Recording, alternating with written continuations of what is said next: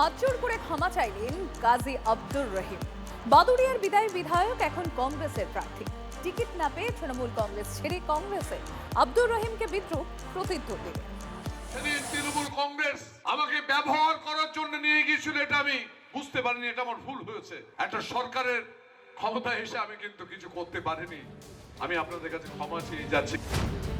তৃণমূলে যাওয়া নাকি তার ভুল হয়েছিল, সর্বসমক্ষে হাত জোড় করে নিজের এলাকার মানুষের কাছে ক্ষমা চাইলেন বাদুড়িয়ার বিদায়ী বিধায়ক। বাদুড়িয়ার রাজনীতি এবং আব্দুর রহিমের পরিবার যেন সমর্থক।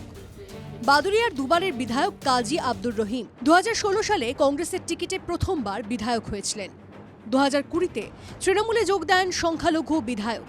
2021 সালে তৃণমূলের টিকিটে ফের বিধায়ক হন, কিন্তু এবার আর তাঁকে প্রার্থী করেনি তৃণমূল।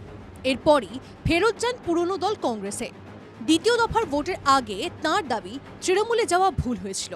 আমাকে ভুল বুঝবেন না। ভুল একবারের থেকে যদি দুবার হয় সেটা অপরাধ হয়, ভুল একবার সেটা কখনো অপরাধ নয়। আমি ভুল করেছিলাম, কিন্তু আমি অপরাধী নই। আমি ভুল শুধরে নিয়েছি। তবে এ নিয়ে বাদুড়িয়ার কংগ্রেস প্রার্থীকে বাঁকা কথা শোনাতে ছাড়েনি প্রতিদ্বন্দ্বীরা।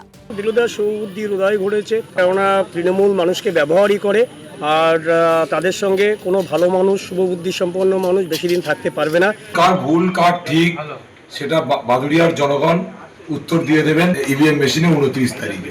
নিজের মন্তব্যের ব্যাখ্যা দেওয়ারও চেষ্টা করেছেন কাজী আব্দুর রহিম। আমি 5 বছরের বিধায়ক।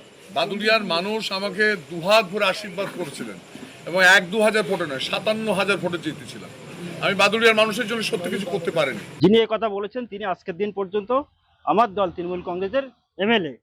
তিনি এখনো পর্যন্ত তৃণমূল কংগ্রেসের যে এমএলএ পদ, সেই পদ তিনি ত্যাগ করেননি। তিনি আজকের প্রতিটা প্রান্তে প্রান্তে প্রচারে যাচ্ছেন। তিনি লোকজন না পেয়ে হতাশায় ভুগছেন এবং আমি মনে করি তিনি হতাশায় থেকেই কথা বলেছেন। গত লোকসভার নিরিখে বাদুড়িয়া বিধানসভায় 48,624 ভোটে এগিয়ে তৃণমূল, আর সেখানেই তৃণমূলের বিধায়ক দল ছেড়ে বিধানসভা ভোটে কংগ্রেসের প্রার্থী। সাগরদিঘিরও এক কংগ্রেস বিধায়ক জেতার কয়েক মাসের মধ্যেই যোগ দেন তৃণমূলে, কিন্তু এবার তৃণমূল তাকে টিকিট দিলেও বাইরন বিশ্বাস নিজেকে বিশ্বাসঘাতক বলে দাগিয়ে দেন। শোনা যায় অধীর স্তুতিও। আমি স্বার্থপর বা বিশ্বাসঘাতকতা করেছি, আমি বলবো না করিনি, এটাও বলবো না। কংগ্রেস থেকে টিকিট পেয়েছিলাম, আমার হাতে খড়ি অধীর রঞ্জন চৌধুরী সাহেব মহাশয়। ওনাকে আমি মরার আগের দিন পর্যন্ত স্মরণ করব, ওনাকে সারা জীবন মনে রাখবো। উনি আমার গুরুদেব। দুই জেলায় একদা দুই কংগ্রেস বিধায়কের মুখে উপলব্ধি, ঠিক ভোটের মুখে এই বোধোদয় কেন? শুধুই কি ভোটের অঙ্ক, নাকি নৈতিকতা? নূর আলমের রিপোর্ট, TV9 বাংলা।